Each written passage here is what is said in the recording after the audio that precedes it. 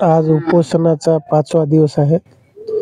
निराळा तांडा येथील ग्रामपंचायत कार्यालयासमोर तालुका किनवट जिल्हा नांदेड 6 तारखेपासून आमरण उपोषण मी ॲडव्होकेट प्रदीप राठोड व माझे सोबती राहुल चव्हाण आम्ही दोघेही करत आहोत.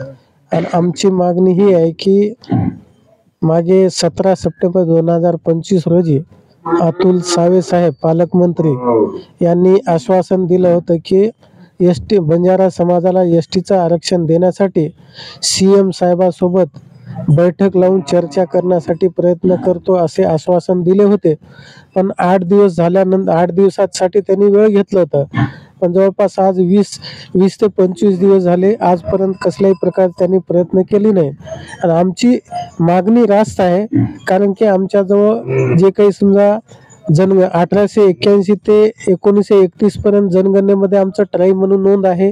त्यानंतर जे काही इथं महाराष्ट्र सरकारनं आयोग बसवलं, बापट आयोग, भाटी आयोग, बांठी आयोग, आणि केंद्र सरकारनं जे काही समजा इदाते आयोग, मंडल आयोग, कमिशन आयोग असे वेगवेगळे जे काही आयोग सरकारनेच बसवलं होतं. आणि त्यांनी शिफारस केलेली होती की बंजारा समाजाला एसटीमध्ये समाविष्ट करण्यासाठी शिफारस करण्यात यावी म्हणून त्यांनी शिफारस केली होती.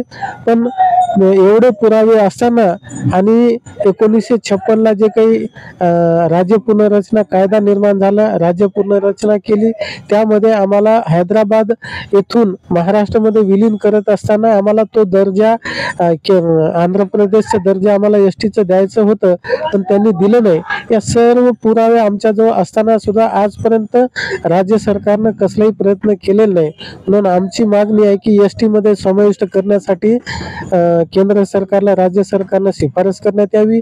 सोबतच आम्हाला एसटीची सवलत तात्काळ देण्यात यावी. या मागणीसाठी आमचं उपोषण आहे. आणि आमची सरकारला आव्हान आहे की जोपर्यंत आम्हाला लेखी स्वरूपामध्ये केंद्र सरकारला बंजारा समाजाला एसटीमध्ये समाविष्ट करण्यासाठी आम्हाला लिहून देत नाही, शिफारस तशी करत नाही, तोपर्यंत आम्ही हे उपोषण सोडवणार नाही.